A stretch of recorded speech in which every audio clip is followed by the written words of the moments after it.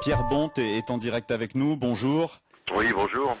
J'imagine que vous vous attendiez à la disparition de Jacques Martin. Oui, malheureusement, oui. J'ai eu Daniel Eglot qui est évidemment très choquée. Oui. Je rappelle à 9h. Et elle veut bien causer ou pas? Oui, il me dit laissez-moi le temps. À 8h30? Non, 9h. Donc, Dans le 9h. Oui, dans le 9h.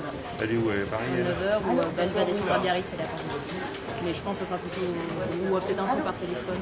D'accord. Et lui, il est à Biarritz? Lui, il est à Biarritz, ça va au grand hôtel du Grand C'est Palais, quoi? au C'est Grand le Hôtel. correspondant à Bordeaux? C'est ça? Il faut envoyer? Et donc, pendant les accords de 9h15, on ouvre l'antenne aux auditeurs pour leur témoignage sur Jacques Martin. Oui, alors il faudrait des sons, il faudrait des trucs, il faut absolument qu'on ait un mec là. Là, pour moi, c'est-à-dire que nous, on avait pris des choses en culture qui vont sauter forcément, mais ça, c'est la loi de l'actu et de l'actu chaude. Donc, voilà, il faut réorganiser ça, dire aux gens qui ne vont pas intervenir. Et là, très concrètement, sur la question du jour, j'ai appelé l'invité pour dire qu'ils ne viennent pas, quoi. Parce qu'on va ouvrir l'antenne aux auditeurs à partir de 9h15. Ce journal de 8h se termine. Je vous rappelle simplement l'information principale de ce début de journée, la mort de Jacques Martin. En 10 minutes, on avait un extrait de l'émission de Jacques Martin. Emmanuel Maubert qui était là pour faire sa biographie, Pierre Bonte au téléphone en direct. Donc tout s'est très bien goupillé. C'est pro, hein.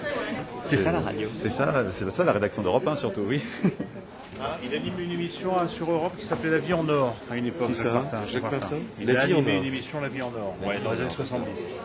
Dans les années 70. Ça me touche beaucoup parce que moi je l'ai pas connu, je l'ai connu adolescent, jeune adulte dans toutes ces émissions de télévision où il savait mélanger les genres. Alors évidemment, moi je pense à la musique classique, il osait faire venir des orchestres, des chanteurs.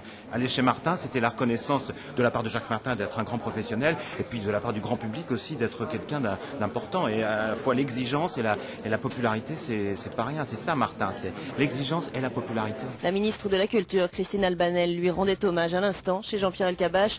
On retiendra entre autres Le Petit Rapporteur, L'école des fans ou encore Bon Dimanche.